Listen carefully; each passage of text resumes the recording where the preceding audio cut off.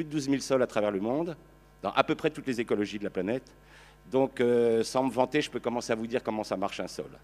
Alors, je vais parler comment marche un sol dans nos régions. Dans nos régions, la France, avant que nous la cultivions, était couverte à 90% de forêt. Et comment ça marche un sol? Comment un sol fait pour fonctionner pendant des milliers d'années sans être dégradé? Et dès que la main de l'homme y met les pieds, elle casse tout. Donc, pourquoi l'homme casse les sols alors que la nature sait les faire pousser pendant des milliers d'années? Pour vous donner une idée, le plus vieux modèle biologique que nous connaissons, c'est la forêt de Bornéo. C'est une forêt qui a 150 millions d'années, qui reçoit entre 3 mètres et 9 mètres d'eau par an et qui continue à faire pousser les plus grands arbres du monde, les diptérocarpus, qui font 80 mètres de haut. Imaginez que la nature laisse passer un petit peu d'azote. Nous, on laisse partir 40 unités d'azote chaque année dans les nappes phréatiques. Imaginez que la nature laisse passer, je ne sais pas moi, 1 millième d'azote, mais en 150 millions d'années, il n'y aurait plus rien sur Bornéo, ce serait un désert. Or, ce n'est pas un désert, c'est la forêt la plus riche du monde. Alors, comment ça marche? Comment le système vivant fait pour fonctionner? Il fonctionne de la façon suivante. L'arbre, c'est le maître des sols. C'est pour ça que les anciens, quand ils ont, après avoir ruiné les sols d'Europe, ont réussi à créer l'équilibre agro-silvo-pastoral au XIXe siècle, ont arrêté la famine en Europe, c'est qu'ils avaient inconsciemment, tout à fait empiriquement, reconstitué l'arbre, réinjecté l'arbre dans la forêt. C'était sous forme, dans l'agriculture, c'était sous forme de haie, mais l'arbre est indispensable. Alors comment ça marche en forêt? Ça marche de la façon suivante. L'arbre, tous les ans, il fait tomber des feuilles mortes et des branches mortes sur le sol. Ces branches vont être attaquées par une faune qu'on appelle la faune épigée. Cette faune va manger tous ces bouts de bois, toutes ces feuilles, et va faire des crottes. Ces crottes, c'est quoi? C'est de la matière organique broyée en éléments très très fins, qui va permettre donc aux seuls organismes au monde qui sont capables d'attaquer la lignine, qui sont les champignons, les basidiomycètes, vont leur permettre d'attaquer ces crottes et de les transformer en humus. Donc, ce qui est intéressant dans le système vivant, c'est que vous pouvez remarquer que la fabrication d'humus se fait à la surface du sol. On comprend tout de suite pourquoi le labour est une machine de destruction massive des sols, c'est qu'elle met la matière organique sous le sol, ce qui est une absurdité.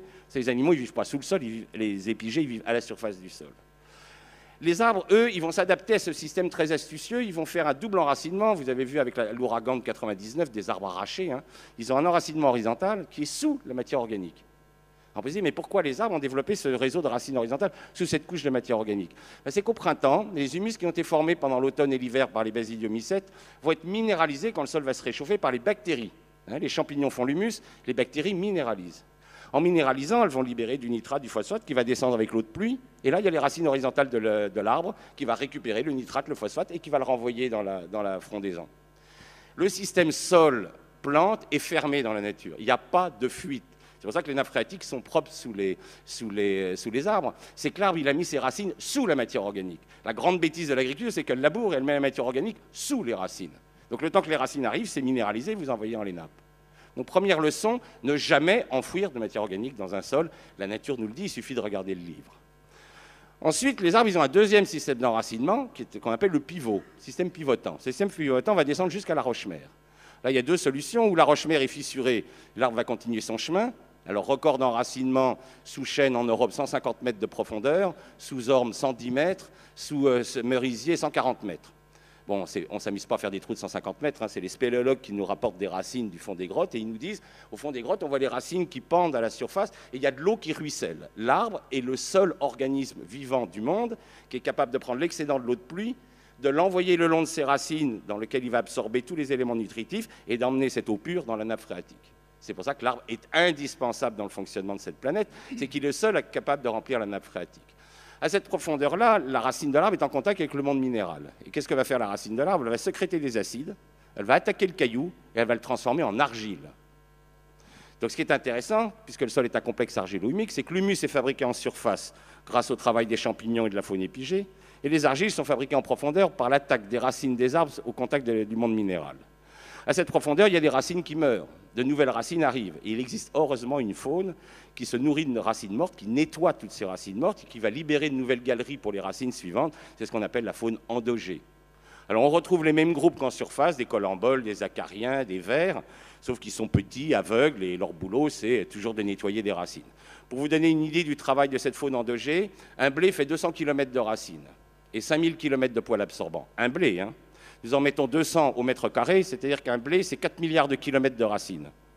Eh bien, ces 4 milliards de kilomètres de racines seront mangés par la faune endogée pendant l'hiver et permettront à l'orge qui suivra, ou au colza, de s'enraciner. Alors, on voit que l'argile est produite en profondeur, l'humus est produit en surface. Il Il y a une faune épigée qui aère le sol en surface et une faune endogée qui aère le sol en profondeur. Mais comment argile et humus se rencontrent? Il faut bien qu'ils se rencontrent pour former le sol. Ils vont se rencontrer grâce à une troisième faune que vous connaissez généralement tous, qui sont les vers de terre. Dans les pays tropicaux, ce sont les termites qui font le même rôle. Les vers de terre, qu'est-ce qu'ils font? C'est les grands lombriques, ce qu'on appelle la faune anécique. Ils habitent des galeries, eux, ils habitent des terriers. Ils ne sont pas comme la faune épigée ou la faune endogée qui change d'endroit tout le temps. Eux, ils ont des galeries. Toutes les nuits, ils sortent. Ils laissent l'arrière de leur corps dans la galerie pour pouvoir rentrer dedans s'il y a un prédateur. Et ils prennent de la matière organique, ils l'emmènent, ils redescendent, là ils remontent de l'argile, ils passent leur temps, parce que quand ils ont fait demi-tour, ils vident leur intestin pour former une crotte qu'on appelle le turicule. Et il se trouve que les vers de terre ont dans leur intestin une glande qu'on appelle la glande de Morène qui est très riche en calcium. Donc ils remontent de l'argile, ils mélangent dans leur intestin de l'argile et de l'humus, et il se trouve que les argiles sont négatifs, les humus sont négatifs, et le calcium est un ion qui a 2 charges positives. Donc une charge positive va attacher l'argile et une charge positive va attacher l'humus. Et ils vont fabriquer du complexe argilo-humique. C'est les vers de terre qui fabriquent la terre.